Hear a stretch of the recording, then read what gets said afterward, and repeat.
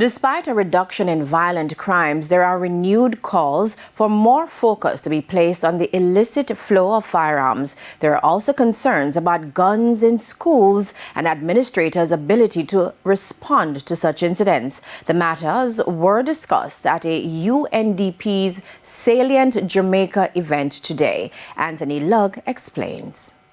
Since the start of the year, Jamaica's murder rate has been trending downward.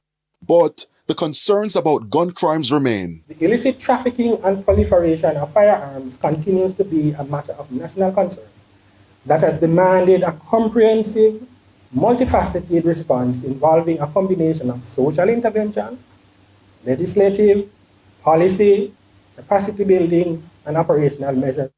Data suggests that 80% of the country's murders are committed by the gun. Between 2022 and 2025, 4 United Nations entities collaborated with the Ministry of National Security and the Ministry of Education, Skills, Youth and Information to launch Salient Jamaica, a program geared towards reducing violence and the supply and proliferation of illicit firearms. Dr. Kishan Kode is the resident representative at UNDP MCO Jamaica. Designed to address these issues in Jamaica, the Salient Joint Program, the recent phase, US $750,000 of grant assistance through the United Nations reflects a strategic approach to leveraging partnerships, advancing evidence-based policies and strategies.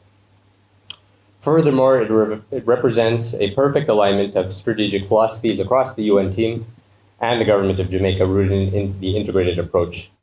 The access to firearms and the prevalence of violence in the society has made a bad situation worse. And schools have not been spared. Ruth Carey is the technical consultant at UN Lyric, tasked with drafting protocols to manage and respond to firearms in schools. There is a recognition that there's been an increase in firearms in our schools, and therefore it's necessary at this time that educators and all the persons that work within a school environment are have a resource that they can use to manage these incidents when they do take place. The data from the program is expected to assist the government to craft policies and strategies to tackle the illicit trade of firearms. What we're hoping as IDPs in terms of our contribution to the government of Jamaica is just enhancing the data pool that they have. The Ministry of National Security, they're currently working on various strategies as it relates to crime prevention. So just seeing how this data, these recommendations can actively and positively inform those strategies that are being developed. Anthony Lugg, TVJ News. A 14